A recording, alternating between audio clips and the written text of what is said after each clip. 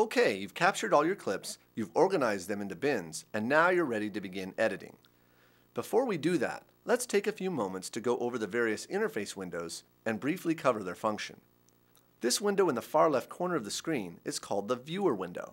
The viewer's primary function is for selecting the portions of the video you want in your final program, a process referred to as marking your clip.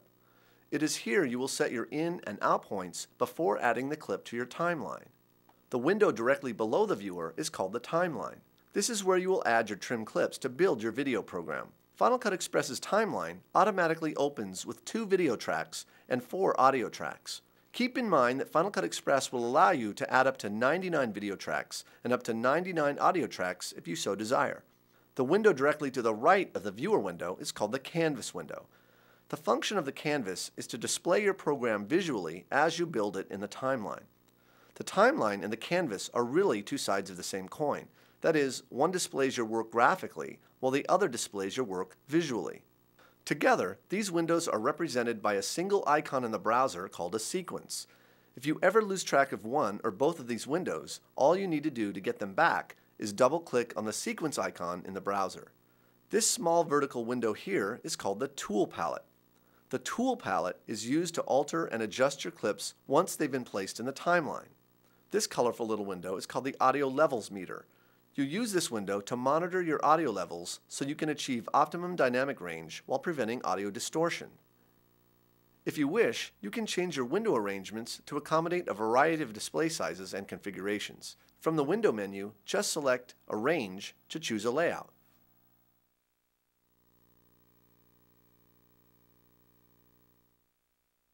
The process of editing begins by opening a clip in the viewer and selecting the portion of the clip you want to use in your program. Double-click on a clip in the browser to open it in the viewer. Once in the viewer, you can view the clip in a number of ways. You can click the play button, press the space bar on your keyboard, or drag on this little yellow triangle called a playhead to move or scrub through your clip. Once you've located the frame you want as your starting point, click this button called the Mark In button. A black right-facing triangle will appear to show you the location of your marked in point.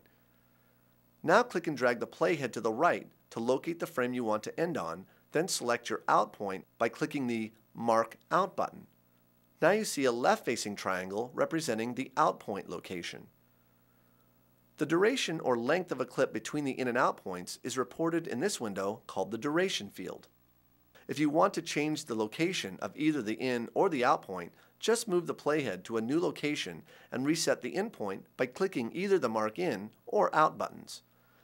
Additionally, you can click and drag on the markers representing the in and out points to change their location. Notice, as I drag the out point, the duration field updates to reflect the clip's new duration. Once you have your in and out point set, you can add the clip to the timeline. There are 2 easy ways to do this. One method is called drag and drop editing, and the other I call canvas editing.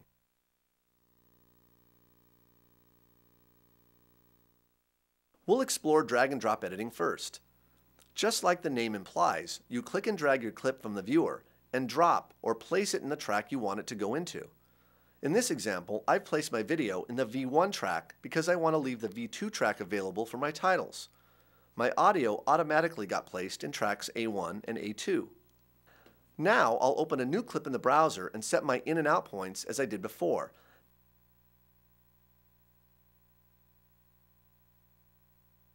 Then drag the clip from the viewer into the timeline. Before releasing the mouse, I'll need to make sure that the left edge of the clip is flush against the right edge of the first clip. Final Cut Express ensures this will happen by a feature called snapping. As long as my mouse is in physical proximity to the first clip, my new clip will magically snap to the right edge of the first clip when the mouse is released. To play a sequence and preview your edits, just drag the playhead to the beginning of the timeline window, then click the play button in the canvas window. As a keyboard shortcut, you can also press the home key and then the space bar to do the same thing.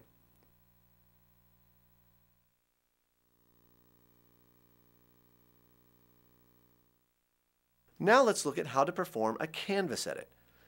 In this type of edit, you move your playhead to the location you want your next clip to be placed in the timeline. Currently, the playhead is parked at the end of the sequence. But if, for example, I wanted the new clip to be placed between the first two clips, I would drag the playhead to the left until the playhead snaps to the edit point. I'll open up a new clip in the viewer, then set my in and out points, and then drag the clip from the viewer into the canvas window. Notice these colorful overlays that pop up, which give you a choice of 7 different editing styles. For this edit, I'm going to choose the yellow Insert style. An insert edit places the clip in the viewer to the right of the current playhead position, while pushing the other clips in the timeline to the right in order to make room for this new clip.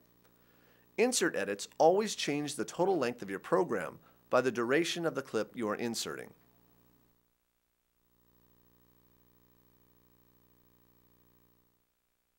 Track targeting allows you to change which tracks your clip's video and audio will land on after the edit. For example, if I click the V2 track target light and select the A3 and A4 target lights before I perform the edit, the resulting edit will place the video on the V2 track and its accompanying audio on tracks A3 and A4.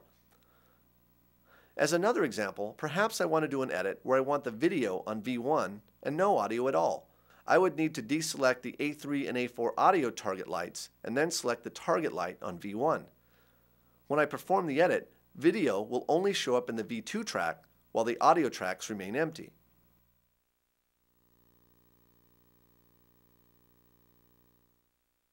The tool palette is where you'll find all the tools to manipulate your edits after they've been placed in the timeline. Your primary editing tool is called the Selection tool, and it's found at the top of the tool palette.